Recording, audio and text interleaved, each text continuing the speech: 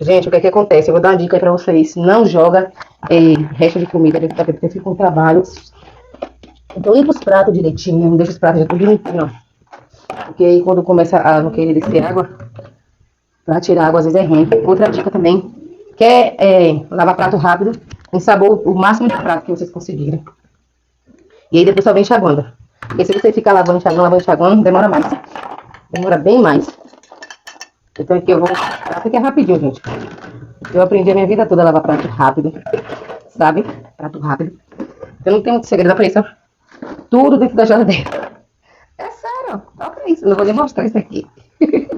Tô brincando, galera. Ó pra isso, meu Deus do céu. 8 horas, eu tinha que ir na academia 9 e pouco. Tô achando que não vai dar tempo, não.